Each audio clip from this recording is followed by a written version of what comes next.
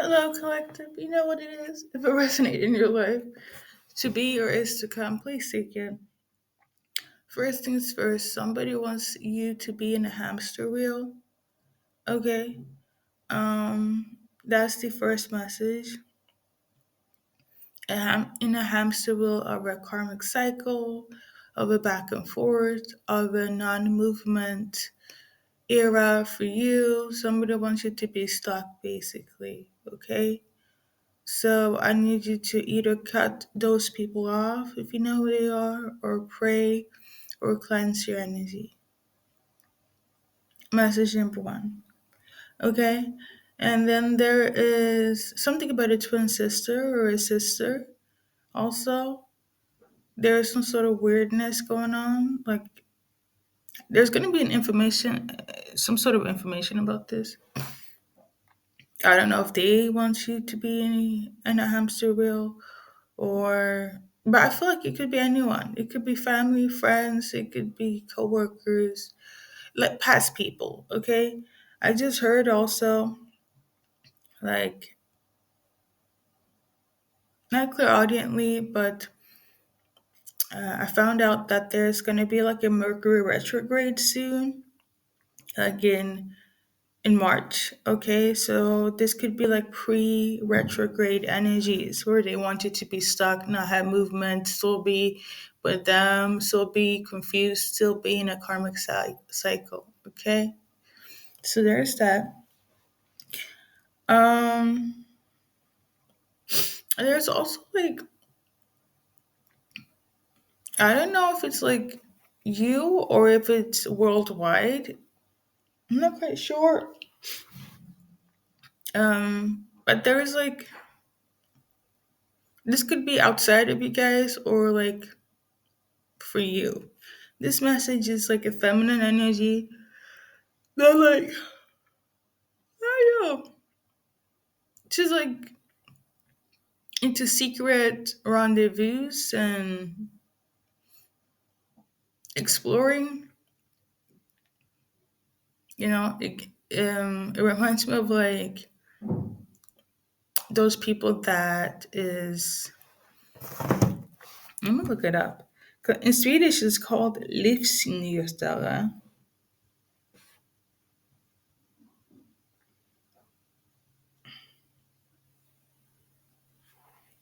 Let's see.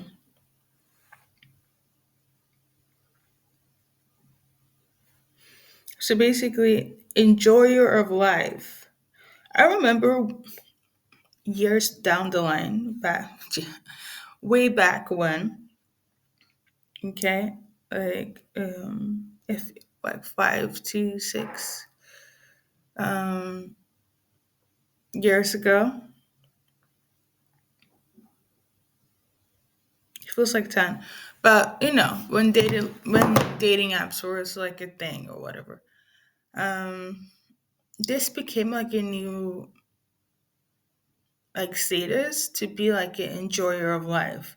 But it's not, it's kind of like, you know how people be like, I am a gym rat, or I'm into astrology, like when astrology was the thing, still is, or going to the gym is a thing, or you know, being all about how I want somebody that's emotionally intelligent. Like, this is the thing. Somebody is like a go with the flow enjoyer of life, but it's like in old overindulged overly in excess.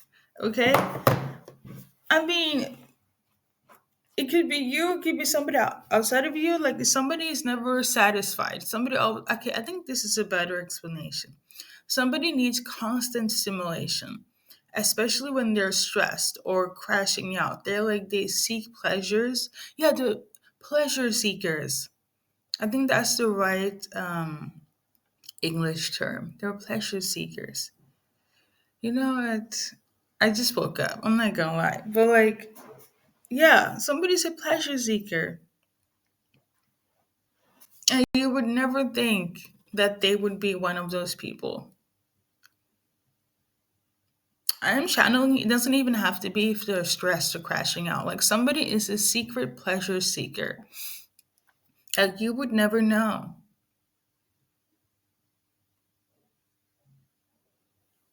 But I do feel like it stems like a lot of people that need stimulation, like they tend to do things in excess. Okay, whether they are like overworking themselves, like if they're like a type A personality, they tend to be pleasure seekers. People that are type B, not so much because they don't really be in a type A personality trait. Okay, um, type B personalities are pretty much kind of like more balanced.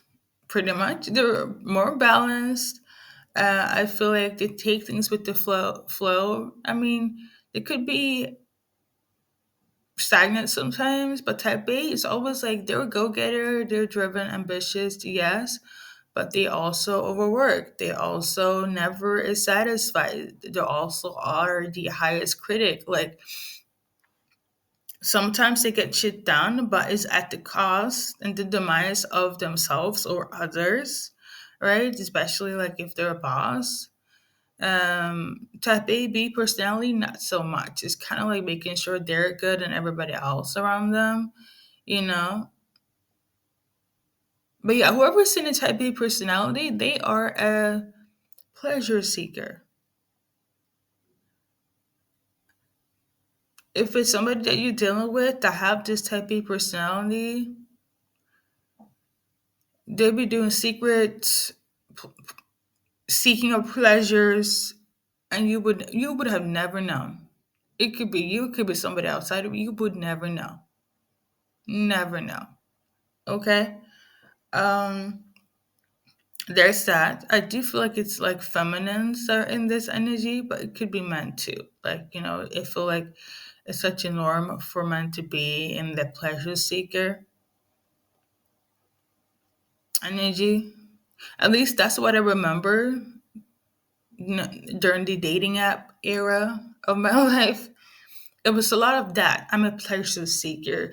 And that is kind of in the dating world, that was coded for I don't do monogamy. I need to be stimulated. I need to have excitement. I can't be bored.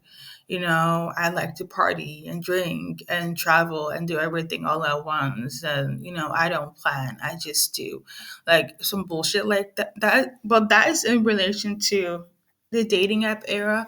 But I do feel like this is kind of above that. But anyone that's in dating right now, specifically dating apps, you might resonate with this.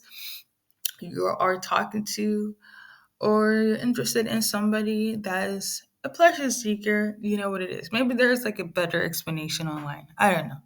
But this is just like my understanding of it. Um, you know? Okay. I'm also tuning into somebody could be like an influencer as well, you or them, where it's like they showcases or they're about to. I don't know. Maybe there's some sort of, I don't know, collective. Okay? I really don't. There's only so much information I can get. Um, I think that's it though.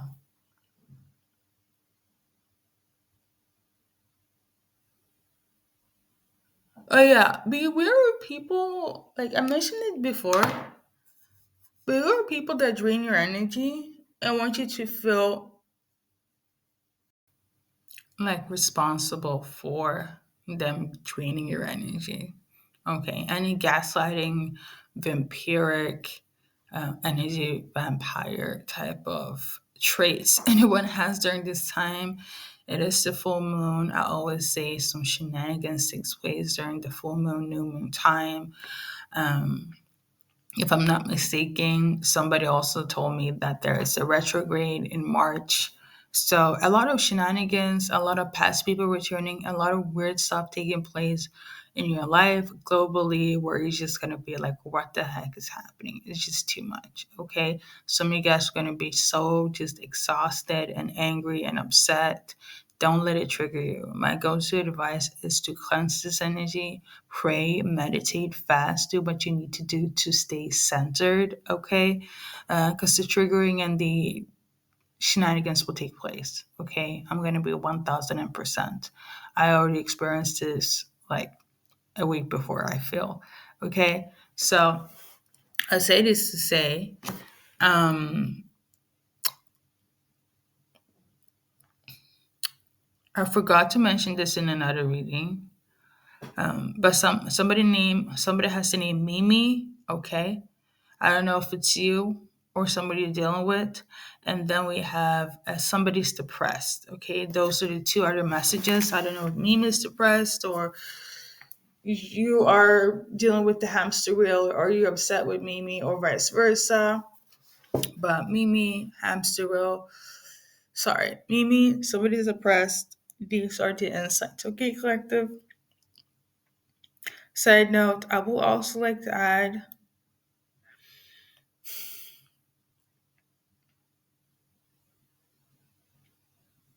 so three of two of my regular readers that I do watch, okay, and one that just came up on the algorithm is talking about a situation I'm going through.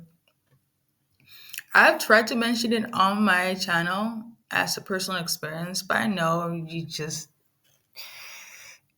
I've noticed you guys are not here for it. Like it's fine, you know. So I'm trying to. I would paraphrase this. It is still linked to the energetic vampires and energy drainers, the gaslighters, the karmics. You know, in my case, heavy on the family members. Okay, um, but again, this could be like whomever. But in my case, heavy on the family members. I'm not gonna go into too much detail, so because you guys don't like it. I see what you guys like to watch. My personal, stuff is not. You guys not here for it, and each to its own. But I will say this though, from experience, since some of the people are already talking about it, it's confirmation for me. Beware of the karmic mothers. I don't care if they're a step. I don't care if they're blood. I don't care if it's your sister that became a mother, your aunt, your mother's friends, your sister's friends. There's something about the karmic mothers that is just, it's not it. Um, and you guys know with me, anyone could be karmic, right? It's a lesson in your life. And then there is the karmic narcissist, okay?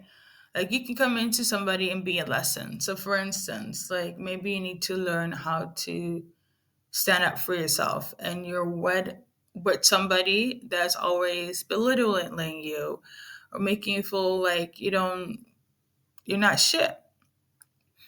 Is for you to realize that okay, you are shit, you are worth it.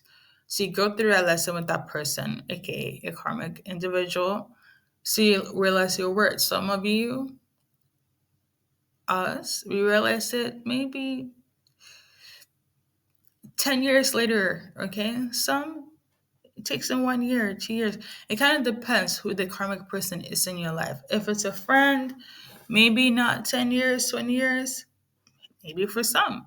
If it's a family member, it will be kind of like you half your life.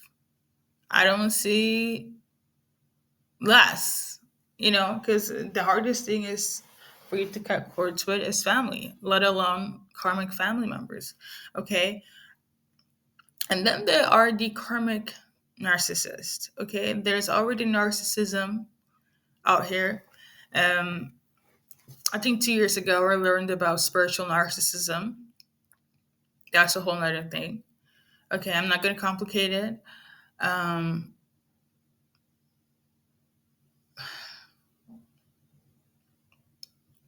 I know about you guys, but I'm gonna keep it short.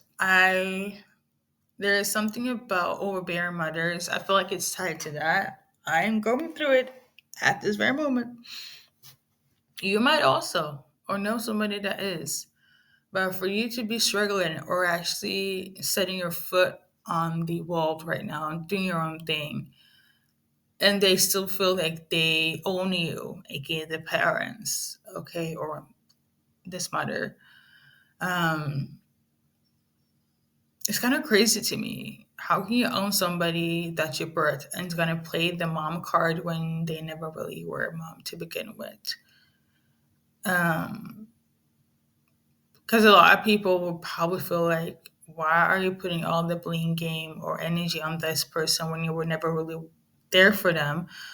But all of a sudden, now that you're going through something, you want to be a mother. Like, it's so crazy to me. But also know with narcissistic individuals, there is no point in going back and forth.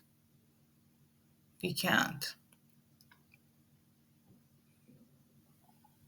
I made a mistake of being like, okay, because I know for a fact, I know with me, when I don't be interacting with people that do me wrong for a while, you just assume like, you know what, okay, things look good from a distance. What can go wrong? As soon as I invite those people over, and I say those because at this point they feel strangers to me because it's like the constant hurt is kind of like insane to take, knowing the fact that I'm also going through stuff. And I still find out to this day things that they have done, but I never really bring it up because they won't get it. They're narcissists. They could literally put me in the hospital and they will say, for story, I wasn't in my right mind at the time. No apologies. That's the apology. I wasn't in my right mind at the time. And you will have to be like, but are you not sorry though? I wasn't. It's so interesting to me, and like the way it was, the apology is phrased. Like you kind of have to make them realize that what you did was it's kind of crazy, you know, like stuff like that. One of the readers that came up on my algorithm, she talked about how like there's somebody that is like a straight up pathological liar, right? I didn't even want to link it to what I'm going through, but since it came up on the day where I just felt, God, this is a lot, right? And still to this day, I don't even want to link it because maybe I'm still putting that title on their head. But it's very dysfunctional, isn't it? But yeah. Yeah, they have a really good way of like making everybody, they're very good at victim blaming and being in victimhood and making sure that they are the Saint Mary, right? What my karmic, what this karmic person does is very good with like gift giving, though, and I quote, could be serving at home and they be gift giving to people that already have money just to make sure that, they're in the good eyes of these people. The same people that could have been by her side right now, but she's calling me the one that she's been putting into hospitals because she wasn't in her right mind or let starve because, or stolen money from because she wasn't in her right mind, inviting people, to mess up her life and her children's life. It's weird. It's really interesting. Now, they really didn't go into detail like that, but the pathological